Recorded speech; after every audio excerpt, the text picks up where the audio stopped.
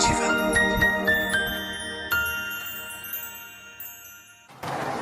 Le cinquième élément, le cinquième instrument duquel Dieu tire des épreuves pour nous amener à porter la mort de Christ, c'est les situations de vie.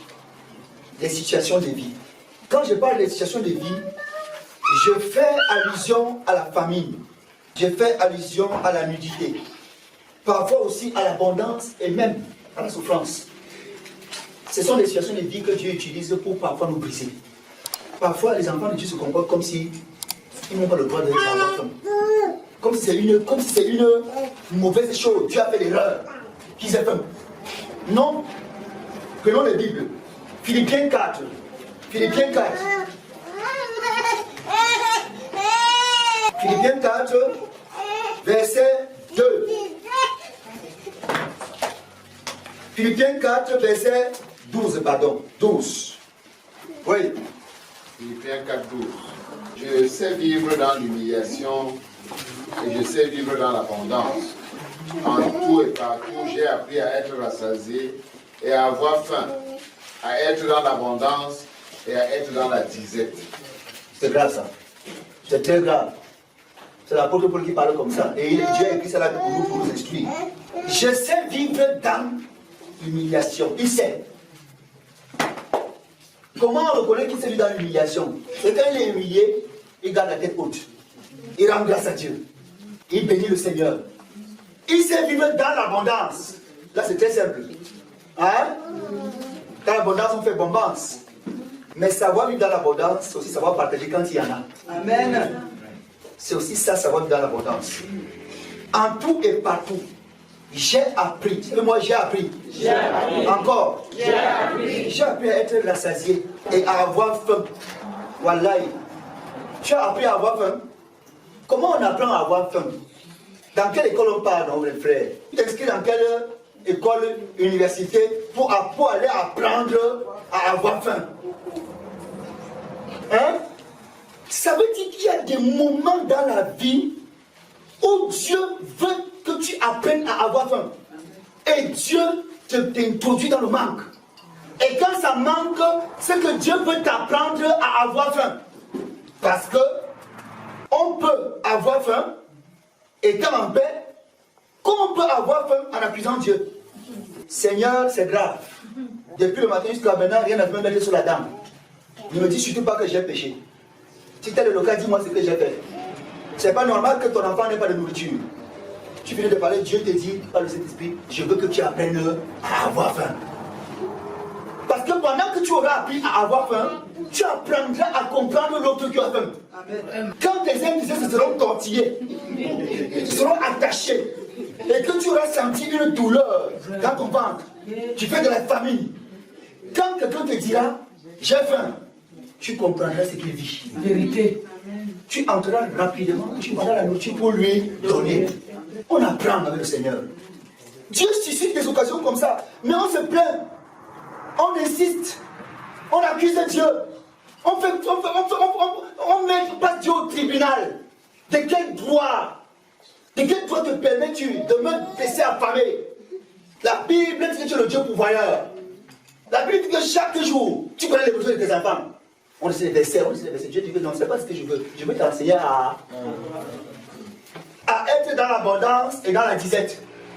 L'abondance, quand les gens sont dans l'abondance, quand le chrétien est dans l'abondance, il ne sait même pas comment il se comporte. La première chose, c'est l'orgueil. Amen. Amen. Hey, Dieu va nous faire ça. Dès que le chrétien a assuré sa maison pour un mois, quand il sort les boules carrés, il est tellement sûr. C'est le grand signe que Dieu a avec lui. Parce qu'il y a la nourriture dans sa maison. Il faut apprendre à vivre dans l'abondance. Dans l'abondance, on devient dans l'humilité. Dans la simplicité. Vous voyez ça? Dans l'abondance, ne croyez pas que les autres qui n'ont pas, c'est parce qu'ils sont pécheurs et qu'ils sont moins spirituels que vous. Que le Seigneur nous aide. Amen. Tellement les chrétiens sont malheureux. Tu insultes les autres. Ah! Depuis que j'ai cru, je n'ai jamais manqué de quoi manger chez moi. C'est un exploit. C'est un exploit. C'est un exploit, ok. Le jour où Dieu va te pincer, tu vas comprendre. Il y a des chrétiens qui ne supportent pas de ne pas avoir. Il y a des chrétiens qui ne supportent pas d'être dans le manque. Et Dieu dit, je vais t'enseigner, je vais t'apprendre à vivre dans le manque, dans la disette. Comme ça, quand quelqu'un va te dire, je n'ai pas mangé, ça va retentir dans ton cœur. Au lieu que ça retentisse dans ta tête. Ça va retentir dans ton cœur. Tu sentiras très bien ce que ça veut dire. Donc, bien aimé, les situations de vie auxquelles nous sommes confrontés ont pour but de nous briser. L'abondance te brise. La famine te brise. Le manquement te brise. L'existence te brise.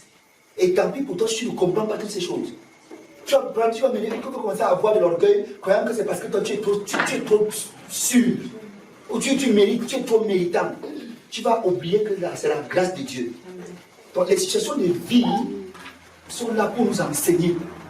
Faisons attention à nous plaindre chaque fois qu'il y a quelque chose qui ne va pas. Les plaintes que vous voyez là, ont tendance à faire de Dieu un Dieu incapable. Ont tendance à passer Dieu au tribunal. Ont tendance à accuser Dieu. Pourquoi tu as fait ça, Seigneur? Il doit te rendre compte. Il doit te dire ça, il doit t'expliquer quoi? Il est libre. S'il décide même maintenant qu'il coupe ton petit souffle de vie là, c'est fini. Tu vas lui faire quoi? Hein? Mais on passe au tribunal. Un tribunal où qui n'a même pas de sens. Parce qu'on ne peut pas tirer profit de chaque situation de vie que Dieu nous donne. Si Dieu permet par moment que tu sois même nu, rends grâce à Dieu. Que tu n'aies pas, que tu aies une robe ou une seule tenue, rends grâce à Dieu. Excusez-moi, j'ai parfois fait 5 ans avec 3 tenues. Les gens n'ont pas su. 3 tenues, 5 ans. Ça a tué en moi le goût. Alléluia. Amen. Ça a tué en moi le goût. C'est ce que vous appelez vêtements. Ça a tué en moi le goût. On me posait là. Je lui ai jamais demandé un vêtement. Jamais. C'est elle qui m'a payé le budget. Je dis, achète quand même 2 pantalons. Oui. Je vous dis la vérité, je ne cache pas. Ce vêtement, c'est quoi? Que Dieu nous aide. Ta nourriture, c'est quoi? Quand tu as faim, Dieu veut tuer en toi les plaisirs de la chair. La famine par laquelle Dieu te passe veut tuer en toi, vise à tuer en toi les plaisirs de la chair. J'explique. Il y a des gens dans la vie, quand ils restent comme ça, là, à un moment donné, je peux faire.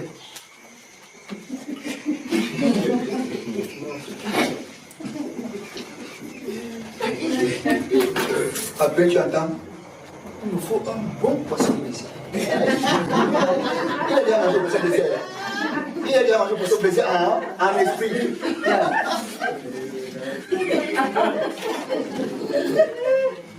Ça sent le goût d'un bon poisson. Attends. Je sens l'odeur du porc. Le porc brisé. C'est quoi ça? Et la Bible parle de convoitise de la chair. C'est quoi ça? Comment ta chair peut te manipuler jusqu'à ce que tu manges dans un esprit? Comment ta chair peut te manipuler jusqu'à ce que tu avales les morceaux de viande en esprit? Les papilles de Gustave se mettent à sécréter. Parfois, quand Dieu dit je vais tuer ça, alléluia, tu t'as même 1 mois de chercher ça, il n'y a pas. Il te passe au riz sauté, même pas un bifaka. Une semaine de riz sauté. Riz sauté le matin en petit déjeuner, riz sauté à midi, riz sauté le soir, pour supporter. Ah bah tu es le 4e jour que dit, je ne peux plus supporter dans cette maison. C'est quoi ça? Riz sauté depuis 3 jours. Non, quand même, pas de fibres, même pas un peu. Même pas un cul dans depuis 3 jours. Pour filer là-dedans. C'est quoi ça? Non, je ne suis plus là-dedans. La chair est déjà fatiguée. Dès qu'il la chair est fatiguée. Il claque ses chaises, ça, tu attends que j'arrive. Il arrive, il s'assoit, il donne à la chair, il dit, mais comment? Il ne peut pas mourir comme ça en plein jour quand même. Mettons-nous quand même un peu à l'aise. Et comme la chair suscite ces petites choses pour susciter en toi les convoitises, c'est comme ça que elle le fait par la nourriture, elle le fera encore par autre chose. Elle pousse ça comme un pion, premier pion de damier. Tu tombes, tchac, elle bouffe. Pour le deuxième pion, tchac, tchac, elle prend. Troisième pion, tac, tchac, couronne le chef. Couronne le chef.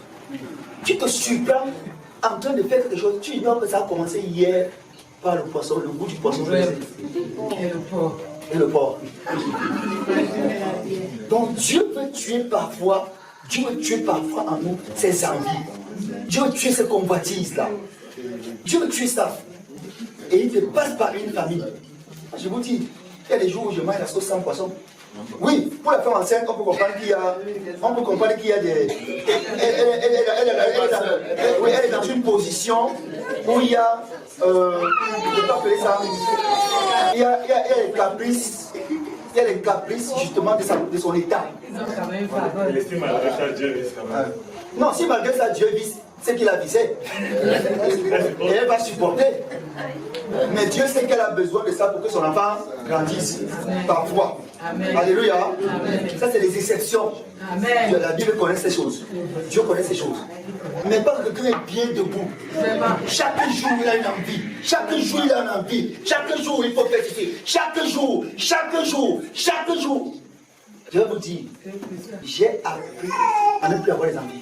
Amen. Ceux qui sont autour de moi peuvent témoigner. Je n'ai plus d'envie. Souvent, on me demande que tu veux manger quoi? Je ne sais pas. Je ne sais même pas ce que je dois manger. Non, donne ta commande. Ta commande le plat préféré. Je n'ai pas un plat préféré. Je n'ai pas. Honnêtement, je n'ai pas. Je ne peux pas vous dire que j'aime ceci plus que cela. Non, je n'ai pas. Je vous dis, je n'ai pas un plat préféré. Excusez-moi de parler un peu de moi là. Alléluia. Et je mange tout. Je dis bien tout. Il y a le sel. Il n'y a pas le sel. Il y a le piment. Il n'y a pas le piment. Les feuilles d'oignon. Je mange tout. C'est une école dans laquelle je suis entré depuis presque 15 ans aujourd'hui. Je ne sais pas comment on tire la nourriture. Il y a des maisons où on sert à table. Le dos se fâche. Moi, il a mangé jusqu'à. J'ai déjà mangé jusqu'à la clé d'assiette. On a placé. D'autres viennent dire, mais c'est quoi ça? J'ai dit, mais celui-là, son problème, c'est quoi? Moi, j'ai mangé, je n'ai pas trouvé de problème à ça. Et ça, c'est une vie qu'on doit apprendre à vivre. Alléluia. Parce que la chair est souvent exigeante. Elle est subtilement exigeante dans certaines choses. Et elle nous amène donc comme ça, finalement, petit à petit, elle gagne du terrain sur nous. Elle gagne du terrain sur nous. Et à un moment donné, tout se passe comme si tu allais dire, non, je ne mange pas des choses. Tu ne manges pas quoi? Tu peux fabriquer la nourriture.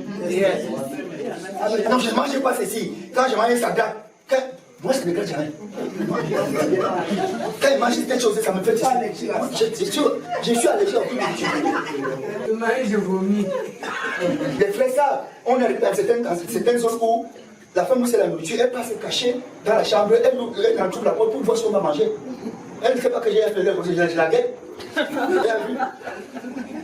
Elle sert la nourriture, elle est table, elle me sait que c'est qu'elle a servi là. La qualité ne peut pas manger la nourriture là. Elle part dans la chambre, elle en trouve pour guetter, pour voir ce qu'on va manger. Je mange ça avec un petit jusqu'à. C'est pour cela que, bien aimé, quand Dieu vous pardonne par cette situation, ne vous plaignez pas. Faites pas comme si c'est la fin du monde. Vous savez, je vais vous dire quelque chose. Dieu m'a dit pourquoi il me traite comme ça. Peut-être que toi tu es convaincu que ta femme sera ici. Il n'y a pas de problème. Mais Dieu m'a dit pourquoi il me traite comme ça. Aujourd'hui tu vas aller en mission. Tu vas comprendre. Amen. Tu es arrivé chez les pygmées. Le pygmée fait sa chose. Tu es venu, tu dis oui. Il dit avant que je ne parle, on va d'abord manger. Il met la nourriture. Toi, tu as la nourriture, tu confies le coach. Tu vois l'assiette. Toi-même, tu confies le coach. Tu vois la marmite. Toi-même, tu as la peur. C'est là où tu sanctifies la nourriture au moins 2 fois. Le sang de Jésus. Le sang sur l'assiette. Le sang. Le sang. Le sang. Le sang. Le sang. Le sang, le sang. Seigneur, donne-moi la force. Donne-moi le courage. Le pygmée te regarde. Quand tu as fini, il coupe, il met à la bouche. Il te regarde. Il est content. Il coupe, il met à la bouche, il te regarde. Ne mange pas. Tu ne lui dis rien, tu ne lui parles pas. Tu prends tes pieds, tu rentres chez toi. Tu étais à l'évangélisation, non? Tu as évangélisé quoi? Le champ de mission est pour ceux qui sont morts dans la chair. Si vous partez là-bas dans vos envies, tu es dans un pays, on te dit que gars, là où on est ici, c'est l'eau de l'oasis là qu'on boit. Moi j'ai bu l'eau bête. L'eau bête, j'ai bu. J'ai bu l'eau blanche. J'ai bu les eaux jaunes. Et jamais je ne suis tombé malade. Amen. Je ne vous demande pas d'aller le faire. Mais je vous dis seulement pour vous faire comprendre que par moment, Dieu vous mettra dos au mur. Par moment, il vous mettra dos au mur. Il dit, vous devez apprendre. On est en mission, on est là, on est ensemble aujourd'hui. On est là, on cherche les matelas. Moi, j'ai dormi à terre. À terre. Parfois, tu dis, on te met les feuilles de macabo, on te met les feuilles de bananier. Voilà ton lit, bonne nuit. Ne dors pas, non. Si tu veux dormir debout, le matin, on te réveille. On dit que le soleil, c'est levé. Viens. Donc, restons dans le confort. Cherchons bien nos zones de confort. Mettons-nous à l'aise, etc. Mais le jour où Dieu va décider que toi, là, tu pars en mission, c'est là-bas que tu vas confirmer le coach. Donc, par moment, Dieu va vous préparer parfois ces choses. Il s'arrange. Il s'arrange, vous passez par les situations. Parfois, tu as même faim. Parfois, même on met la nourriture. Dieu me dit, tu ne manges pas maintenant. Attends. On va faire même 2 heures. Qu'est-ce que tu as des problèmes avec mes gens à la maison? Viens manger. Viens manger. Parfois, il dit que non. On mange. Mais parfois, mettez la salive. Au midi, bien pour le matin. C'est pas facile. Dieu suscite des situations pour vous préparer. Pour vous. Vous allez arriver au désert un jour. Vraiment, je n'aime pas la chaleur. Je n'aime pas la chaleur. Tu n'aimes pas la chaleur? Tu vas arriver à Garoua, tu vas aimer la chaleur. Tu fais bien de Garoua. Moi, je fais Garoua. Tu vas aimer la chaleur. Tu vas adorer la chaleur. Tu cherches l'air comme ça. Tu vas le chien. Tu cherches l'air. Tous les arbres sont au garde à vous.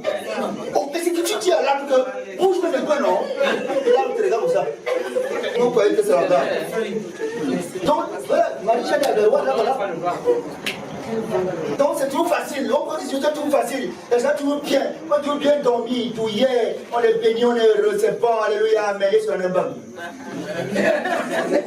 C'est bon, il n'y a pas de problème. Dieu permet des situations de vie pour nous tuer, pour nous briser, afin de nous préparer parfois par rapport aux situations qui vont venir demain ou après-demain. Parce qu'on ne connaît pas ce qui va se passer. Voilà que depuis hier ou avant, il nous parle d'une église conquérante. Vous voyez qui va partir, c'est lui qui va venir partir. C'est vous qui allez partir. Et tu arrives quelque part, on te donne l'eau, toi tu es là, l'eau, tu confies l'eau. C'est là où tu fais. Avant de parler, comme c'est le comprimé que tu buvais. Alléluia. Dieu, il a dit l'apôtre Paul, il a dit qu'il a appris. Il a dit qu'il a accepté ça avec joie. Il a appris. Commencez à apprendre parfois maintenant là. Souvent même le sommeil là. Apprenez parfois que ça ne va pas trop dormir. Vraiment. Apprennent à dormir. Ils dorment comme des morts. Quelqu'un dort de 20h jusqu'à 8h. Fond. De 20h à 8h. Donc il fait 12 heures d'état de sommeil. 12 heures. Comme le petit bébé là. 12 heures. On dit la voiture. 12 heures. Tu as la chambre, c'est la fumée qui sort. Parfois aussi, apprenez à ne pas trop dormir. Vraiment. Oui. L'apôtre Paul parle dans 1 Corinthiens des veilles. Les veilles par lesquelles il est passé. Hein? Les veilles multipliées.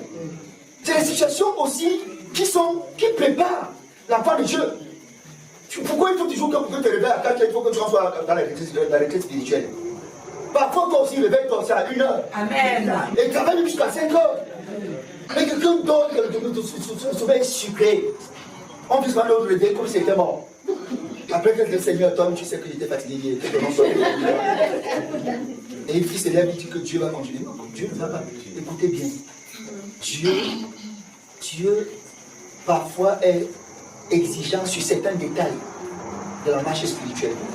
Il te réveille souvent à 1 heure. Vérité. Il te dit, assieds-toi sur le lit. Vérité. Tu t'assieds. Amen. Il ne te dit rien. Vraiment. Et Il ne te dit rien. Tu demandes, il m'a même demandé, alors réveillé, pourquoi? Qu'est-ce qu'il voulait voir? L'obéissance. Amen. Après 5-10 minutes, tu entends, bouge-toi. Tu vas dire de mes commandes, tu me réveilles, je m'assieds. Après, tu me dis, couche-toi. Il voulait voir seulement l'obéissance. Parfois, casser ton sommeil qui est trop sucré. Et te montrer que parfois, il faut te faire violence. Pour pouvoir avoir une communion avec le Seigneur, il faut parfois aussi te faire violence. Amen, amen. C'est que, si vous voulez que je vous dise, un enfant de Dieu n'a pas d'heure avec le Seigneur. Amen. Écoutez-moi bien. Vérité. Un enfant de Dieu n'a pas d'heure avec le sommeil. Un enfant de Dieu a rendez-vous avec le Saint-Esprit. Il te réveille quand il estime que c'est bon. Il te réveille, tu te lèves, tu fais ce qu'il te demande de faire. Il vient de blesser pour certaines personnes. Je me dis comme ça. Je me dis qu'il vient de blesser certaines personnes.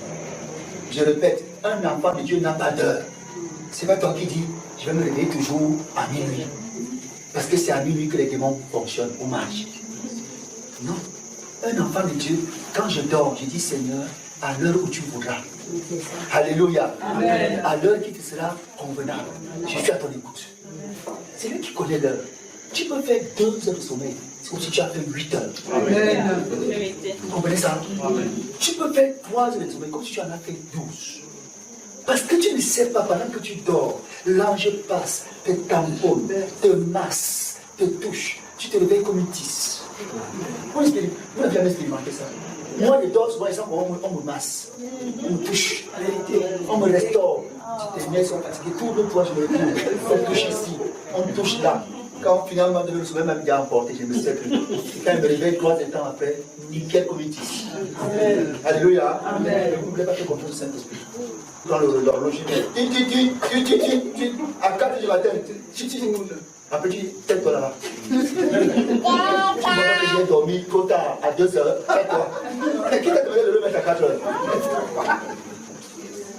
Le Saint-Esprit est capable de te réveiller autant matin et te dire ce que tu dois faire. Amen. Maintenant, cette attitude te permet de développer avec Dieu une certaine obéissance. Et ça va te rendre sensible à l'Esprit de Dieu. Amen. Tu lui fais confiance et ça te permet de développer avec lui une relation dynamique. Tel que, avec le temps, finalement, vous devenez amis. Vous devenez amis. Cette amitié qui se développe, c'est une amitié pérenne, une amitié durable. Et avec le temps, il vient te toucher comme ça, tu t'en vas de chez. Lève-toi, mon fils. Lève-toi, ma servante. L'heure est arrivée. Assieds-toi, nous allons causer. J'ai un rendez-vous avec moi ce matin. Oh, je ne sais même pas comment on va faire avec vous. Yes. Je ne sais pas comment on va faire. Le Saint-Esprit est capable de choses extraordinaires. Amen.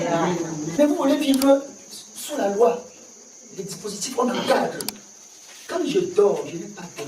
Je dis que l'enfant de Dieu marche par l'Esprit de Dieu. Amen. Donc, s'il vous plaît, ne prenez pas mal les éventuelles situations de vie dans lesquelles Dieu peut vous passer. Elle vous prépare à beaucoup d'autres choses que vous ne maîtrisez pas. Amen. Et elle vous brise, vous humilie, vous amène à la mort afin que Christ vive davantage en vous. Amen. On va lire un dernier verset sur ce point-là avant d'arrêter.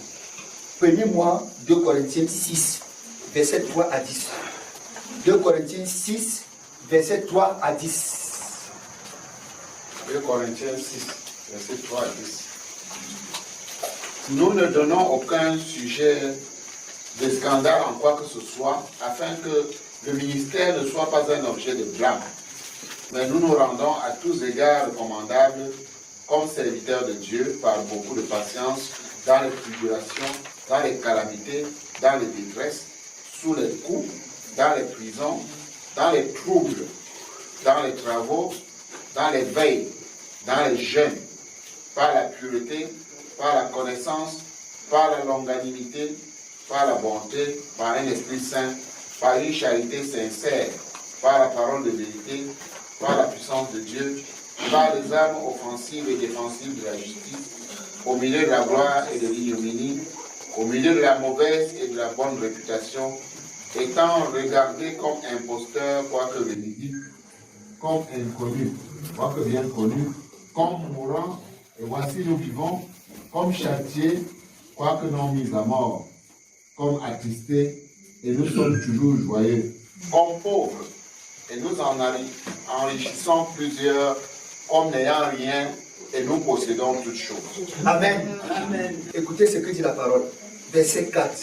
Mais nous nous rendons à tous égards recommandables comme serviteurs de Dieu par beaucoup de patience dans les tribulations, beaucoup de patience dans les calamités, beaucoup de patience dans les veilles, dans les détresses, beaucoup de patience dans les coups, dans les prisons, dans les troubles, dans les travaux, dans les jeûnes, dans les veilles, etc., etc., etc., etc. Nous nous rendons recommandables. C'est sur ça que j'ai attiré mon attention. Il dit que les situations de vie ont pour mission de vous rendre recommandables. Ont pour mission de vous rendre recommandables. C'est-à-dire désormais, tu peux paraître devant les autres comme quelqu'un qui est digne de leur parler, comme une référence, comme un exemple ou comme un modèle. Parce que quoi? Tu as supporté les situations de vie avec joie. Alléluia. Amen. Donc Dieu par moment veut te rendre recommandable, veut faire de toi un exemple et un modèle quand il te permet de passer par des situations difficiles de la vie. Mais quand vous criez là, ça veut dire ce que dit à Dieu quoi? Je refuse que tu me rendes recommandable. Je suis indigne d'être parmi ceux-là que tu peux utiliser comme modèle ou exemple. Vous comprenez ça? C'est pourquoi acceptons parfois certaines situations sans trop bavarder, sans trop se plaindre, parce que elles nous taillent, elles nous bâtissent, elles nous fortifient, elles nous moulent et elles nous façonnent pour nous permettre d'être demain ou après-demain des exemples pour d'autres personnes. J'ai pris le cas des femmes dans votre foyer. Tout ce qui ne va pas dans votre foyer a pour mission de te rendre recommandable. Tout ce qui ne va pas dans ta famille a une seule mission, te rendre recommandable. Tout ce qui ne va pas avec ton mari ou avec ta femme, mission ultime, te rendre recommandable. Pas la rendre, te rendre. Donc Dieu permet cette situation pour que nous puissions être bâtis. Alléluia. C'est par là que nous allons achever pour arrêter un peu en ce qui concerne